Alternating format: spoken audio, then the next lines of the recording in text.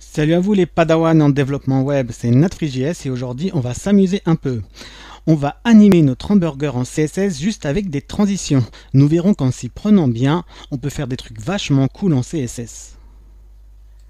Donc la dernière fois, nous avons ajouté un petit script sur l'hamburger au clic qui permet de rajouter la classe open à notre hamburger. Cette classe open, qu'est-ce qu'elle faisait de particulier? Pas grand chose, elle changeait juste notre background color. Donc voilà le résultat. Maintenant, nous, ce qu'on veut faire, c'est quoi? C'est transformer cet hamburger en croix.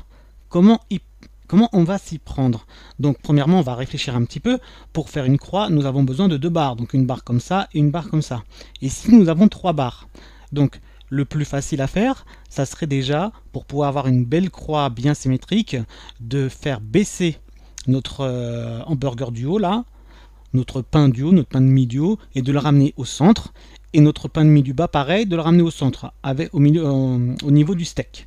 Donc pour cela, on va pour le moment faire juste une translation. Donc commençons par notre barre numéro 1, qui est notre pain de mie du haut. Donc quand elle aura la classe open, qu'est-ce qu'elle va faire de ce particulier? Elle va nous faire un transform, translation. On va faire un translation Y, on veut qu'elle descende vers le bas, mais elle va descendre de combien? Donc non, elle doit descendre, pour arriver par exemple, notre base il est là. Nous, si on descend de sa taille, il va arriver ici. Donc elle doit encore redescendre de sa taille une fois pour arriver là. Donc elle doit descendre de 2 fois sa taille. Donc sa taille est de 6 pixels, on devrait mettre donc 12 pixels. Mais nous, on est des pros. On va pas mettre des pixels comme des bêtes. Comme vous voyez sur les forums, ils mettent des pixels et après ça fait du n'importe quoi. Dès que tu modifies la taille de ton hamburger, il faut modifier toutes les tailles. Donc nous, on va réfléchir un petit peu. Donc si on veut baisser de une fois sa taille, il suffit de baisser de 100%.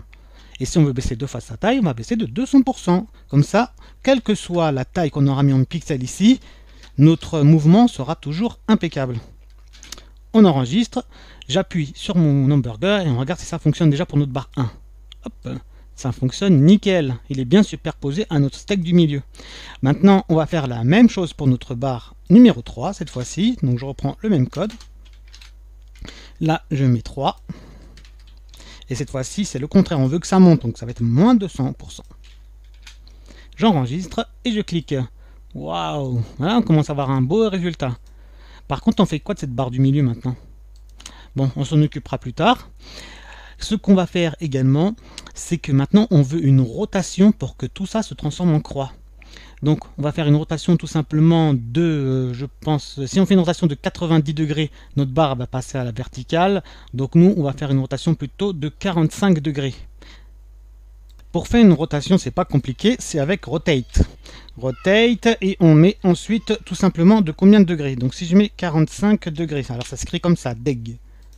Donc j'enregistre et on regarde ce que ça fait. Hop. Voilà, ça donne un résultat pas mal. Par contre, je préférais qu'elle soit de l'autre côté la rotation. Donc, je rajoute un moins 45 degrés. Voilà, c'est déjà pas mal ça. Et maintenant, on va s'occuper de notre barre numéro 3. Rotate 45 degrés. Comme ça, fait une rotation de l'autre côté. Voyons voir ce que ça donne. Hop. Ça a l'air d'être pas mal. On peut peut-être faire un peu mieux.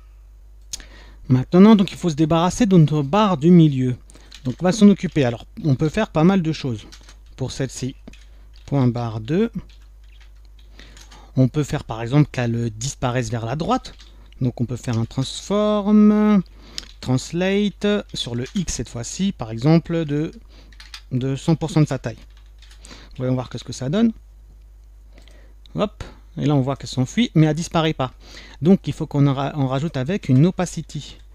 Opacity, et on veut que l'opacité viennent à 0. Et vu qu'on a mis notre transition sur tout ici, on la verra disparaître progressivement. Donc ça peut faire ça. Hop. Voilà, c'est sympa aussi. Ou bien on veut la faire disparaître de l'autre côté. Dans ce cas-là, on mettrait un moins 100%.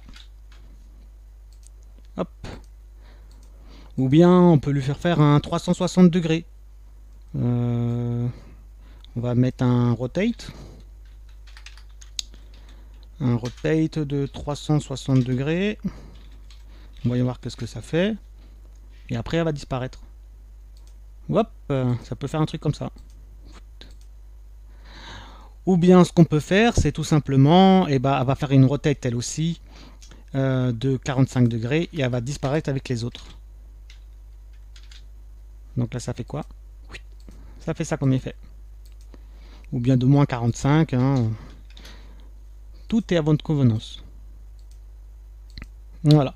Donc moi, je vais rester là-dessus. Et c'est à vous de vous faire plaisir et vous bougez avec les translates et vous faites un petit peu comme vous voulez. Maintenant, on voudrait que notre hamburger disparaisse lorsqu'on est en mode bureau, parce que là pour le moment il est toujours affiché, et qu'il apparaisse seulement lorsqu'on est en dessous d'une certaine taille d'écran.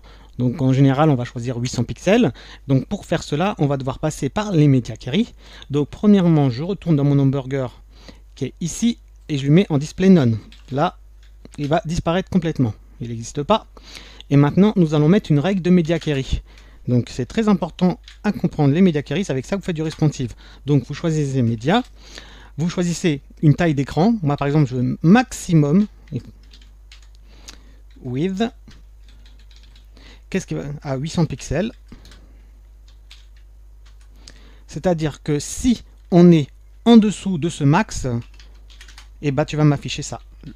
L'hamburger de tout à l'heure, on va lui mettre cette fois-ci un display flex. Parce qu'il était en flex à l'origine. Donc là, je lui remets un display flex. J'enregistre le tout. Donc là, il est visible parce que sûrement, je dois être en dessous. Donc ce que je vais faire, je vais agrandir mon écran ici. Je vais le mettre même en plein écran. Je vais mettre la console. Comme ça, je pourrai bouger. Donc, et là, je réduis. Vous voyez. Et il apparaît et il disparaît. Alors là, je suis en zoom. Hein, donc on ne verrait pas les vraies tailles. Mais si je me mets en mode responsive, voilà. Donc là, vous voyez, je ne sais pas si je peux grossir ça. Donc là, vous voyez, nous sommes à 668 pixels. Je vais agrandir et normalement, il devrait disparaître à partir de 800. Alors, est-ce que je peux agrandir déjà? Oui. Non, ça ne grandit pas là. Il faudrait que j'enlève déjà tous là, ici. Voilà.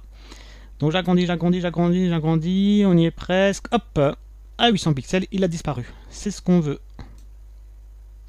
Et c'est déjà la fin de cette vidéo, on a vu pas mal de choses, donc je vous laisse le temps de vous amuser avec les translates, les rotates, les opacités, un petit peu tout ce que vous voulez pour vous amuser sur votre hamburger. Et on verra dans la prochaine vidéo comment passer notre menu, notre liste de tout à l'heure, donc cette liste qui est là, comment la faire passer cette fois-ci en verticale et d'une manière cachée, qu'elle apparaisse avec un slide, avec des effets et compagnie, et tout ça via les Media Query également. Donc amusez-vous bien et je vous dis à bientôt.